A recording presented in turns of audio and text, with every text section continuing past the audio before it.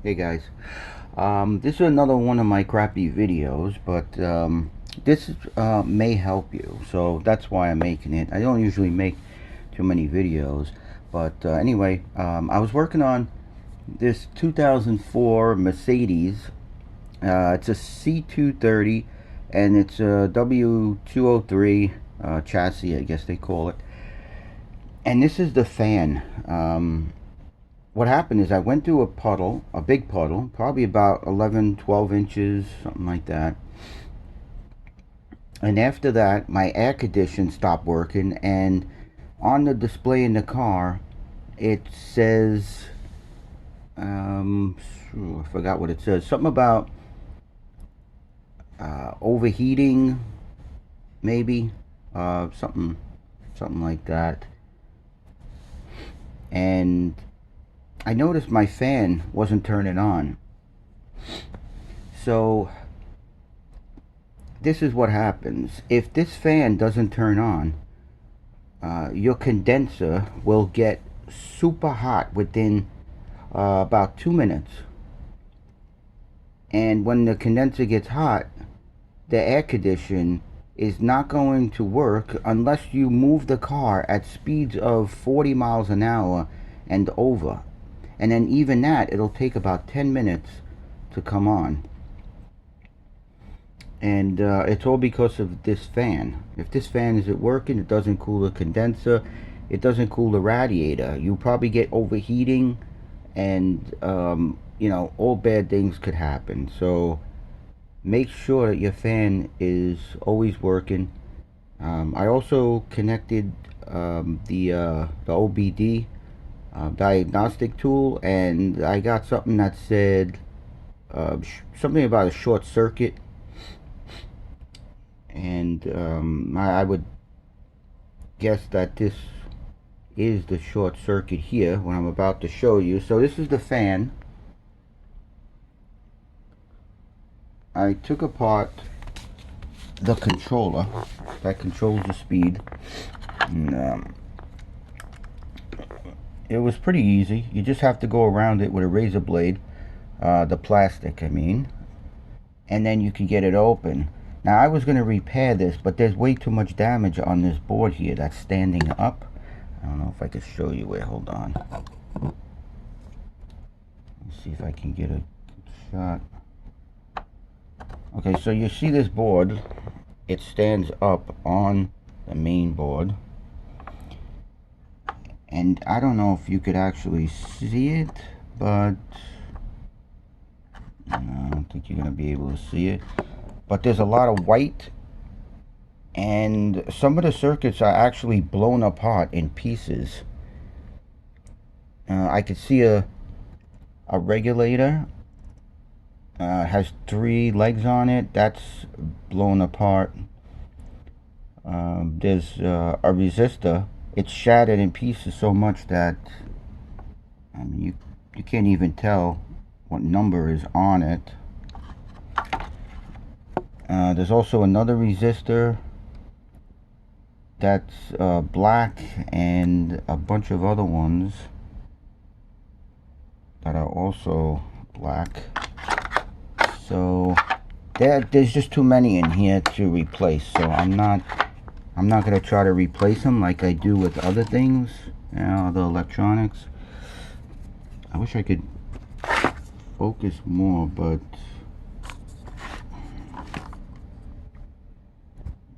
I'll try one more time. So I don't know if you could see that though, but to the left is the worst damage. Next, somewhere near that orange, what looks like a capacitor, but I'm not sure. I didn't really look at it. Could be, maybe not. Then in the right corner, there's damage there. There's damage in the middle. It's just, it's not worth fixing, because if you can't see the numbers on the small components, then you can't replace them. One time I did replace something that had water damage. I think it was a robot vacuum. I think a dog maybe peed on it or something, and I must have replaced about 50 parts in it, and I got it working 90%, but it was I only did it for a challenge. I didn't really care about it, but I'm not gonna bother with this one. I can't see the numbers on about 6 of the components in here, so I'm not gonna bother. Yuck. This glue gel stuff is disgusting. It sticks to your fingers. But anyway, now I want to show you how to test to see if this part is bad. Let's go up here. I'm going to take you to the car, the wiring harness.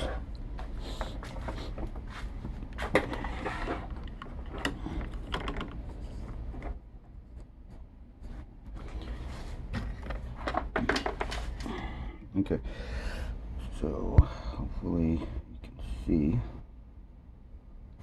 Alright, so this is the wiring harness. And you got the fat red one, that's power all the time, even when the car's off. You got the brown one is ground, that's grounded all the time.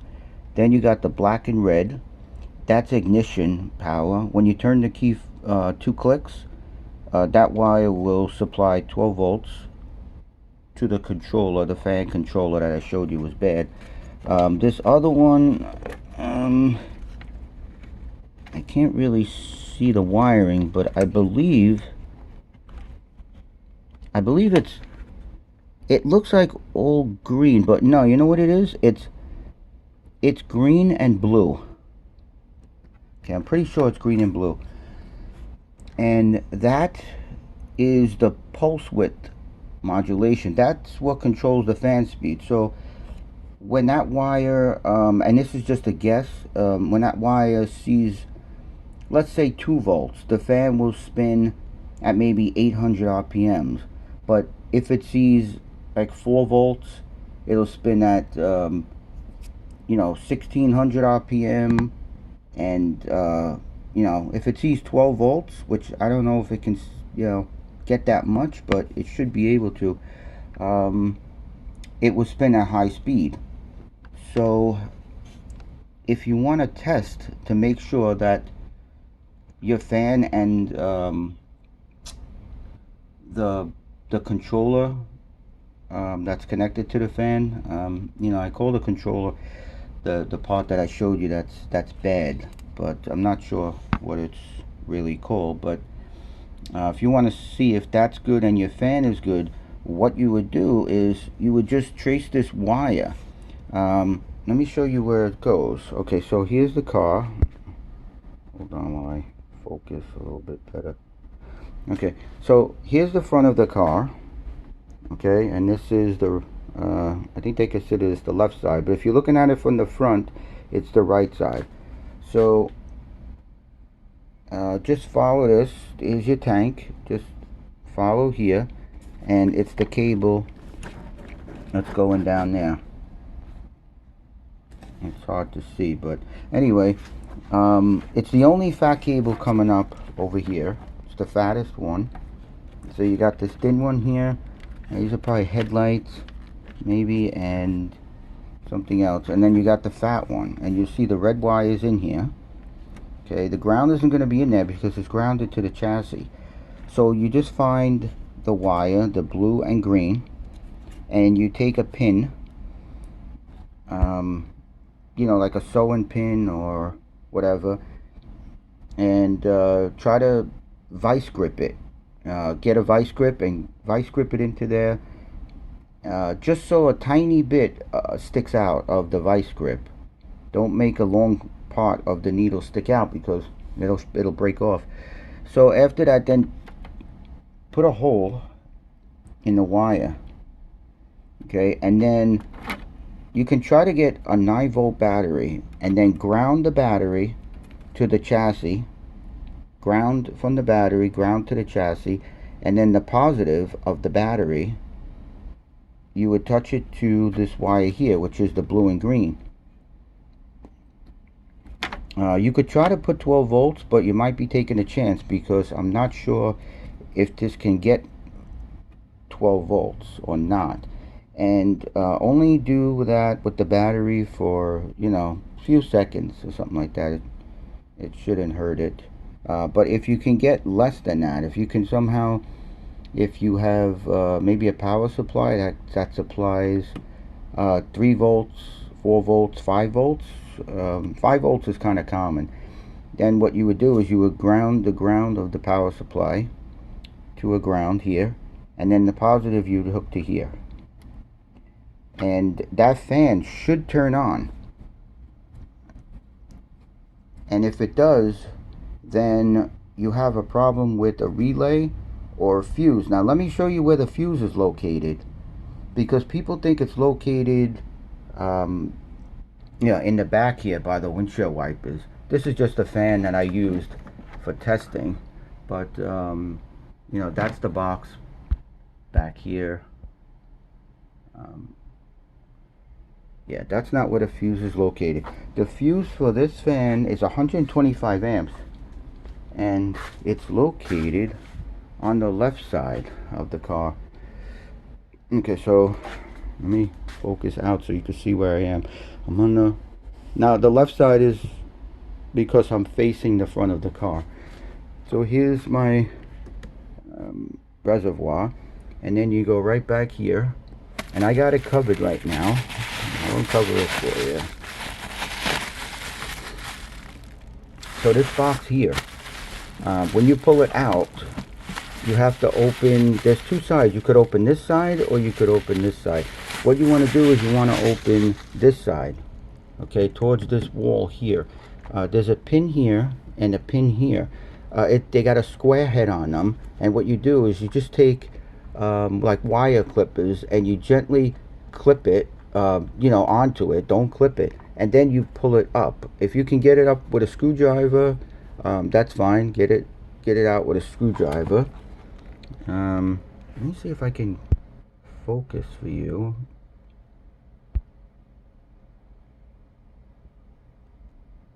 Okay, so here's the square piece. You could see it right here. Okay, you just pick that up all the way out. If you don't take it all the way out, you won't be able to open the box. And then on the side, there's a clip on the side there and a clip on the side there. Gently pull it out just enough to release it. If you pull it too much, it'll crack. It doesn't matter. You can put a zip tie around this thing. It's no problem at all. This is not a sealed box. So anyway, there's a fuse in there. It's 125 amps. I would test all of them. Here's how you test them. You would test them from the top bar, because yeah, I can't explain this. But anyway, you know there's two sides of a fuse. The bottom part of this box will have a bar attached to all of them, so don't test that part. You would test the top part of the fuse. Okay, it's towards the top. Just test each one. It's 125. You can test both sides. It doesn't matter. If both sides have power with the car off, then you know it's good. But if you test both sides and one side of the fuse doesn't get power, then you need to replace the fuse in here. And of course you know how to set your meter, right? But if you don't, you're really new at this. What you would do is you would set the meter at 20. Okay, so it would be 20 here. Not here, because if you set it here, that means you're testing for, let's say if you want to see if a wire is broken somewhere, then the meter will work on the battery. So don't put it there. You want it where voltage has to be supplied to the meter in order to see it go up. So you would put it there. Okay, if you do put it here and you touch the leads together, the positive and negative of the leads on the meter, and you get a reading, then you did it wrong. It's not that one. Go to another 20, touch the leads together. Nothing should happen when you touch them together. I think that's about it. This video is going on too long.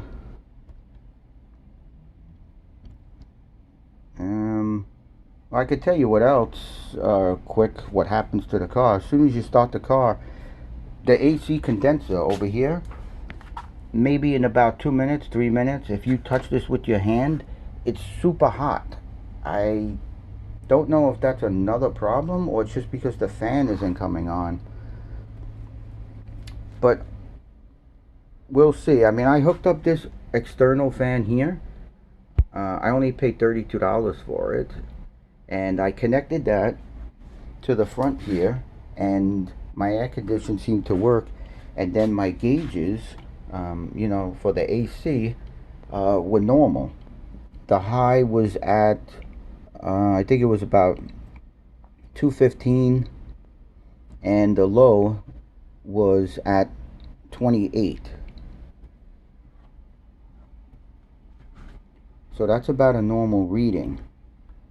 If your high, the red, is, let's say it goes up to 300, then you know the fan is bad and it's not coming on, and that's why you're not getting air conditioning, because that condenser has to cool off the freon, the liquid, I guess, or yeah, I guess it's liquid because it can't cool off air.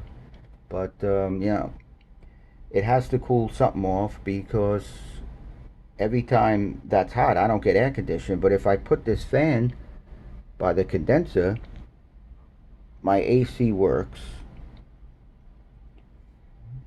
And yeah, make sure that low side, make sure that isn't more than 50, because anything more than 50 is definitely a problem also. So to take out this fan, tell you real quick, I did remove this hose. There's two screws here. I'm not sure if I had to remove those, but I did have to remove the snorkel piece that was here, whatever you call it. It goes here.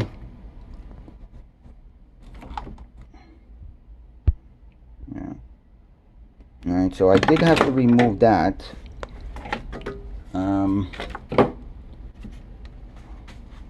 Oh, okay, and there's a clip here that you have to push. You could just about see it. And point to it with the screwdriver. See this clip here? You have to push that in this way, right at the bottom of the clip, and then you pull the radiator up. Let's see if the other side has it. Probably should.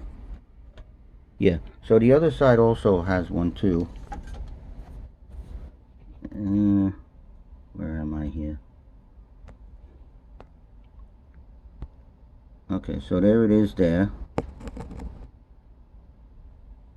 Same thing, push it in from the bottom and then pull it straight up. Also, I did connect these screws here. 1, 2, and then on the other side, 1, 2. Be careful, do not pull this too much, because the cable is here to open the hood, and if that comes off over here underneath here by the latch, whatever it is, I guess it's here, but if the cable comes off and you put this all back together and you shut your hood, you won't be able to open your hood. I did that one time. I had to take off the tire, and then I took off the wheel well, and I had to go through the wheel well, and I had to really pull on that cable. It was a nightmare. I was here really frustrated. So you know, be careful for that. To make it easier, you can take off screws that are behind here. See the horn bracket right here? Yeah, like right behind here. You can get in there with a wrench and take off the 2 screws. It'll make it easy. I just bent it a little bit. This car is old. I don't really care about it. I don't care if I bend it, break it, cut it. Don't bother me at all. So, but you might care about your car, so you know, you might want to take that off. It might make it a little bit easier. And of course, you got to take off this radiator hose, the top part, the radiator hose here. Just pull out this piece a little bit, this metal thing. Just pull it out just a little bit until it catches. You'll hear it snap in, and then you could pull out the hose. Just shake it back and forth. Take a screwdriver and put it right by the lip here, the metal part, and gently twist the screwdriver while you're pulling it out. It'll come out.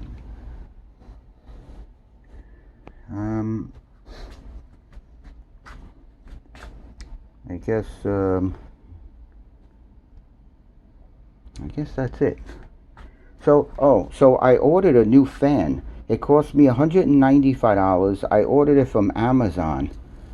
It's the complete fan with the module and everything. It's a perfect snap-in, or it's supposed to be, but we'll see. You know, when I get it. And that wasn't too bad. Some people want $600 for these fans. Other people want about $295, $375. So yeah, $200. It's not that bad. I already put almost every part into this car new. The next thing I'm going to get is this hose. It's not leaking, but I put that there because it seems to be rubbing against the fan, and I didn't want it to get a hole in it.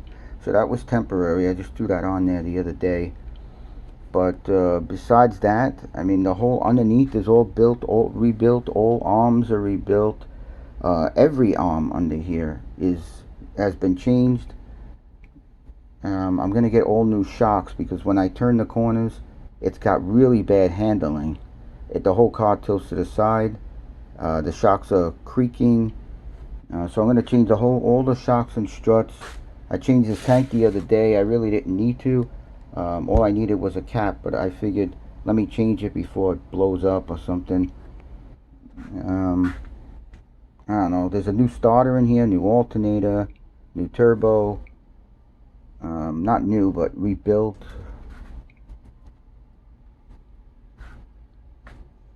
There's probably a lot of other stuff in here that's rebuilt, but I just can't think of it. But anyway, if you like your car, I mean, I like this car. That's why I put work into it.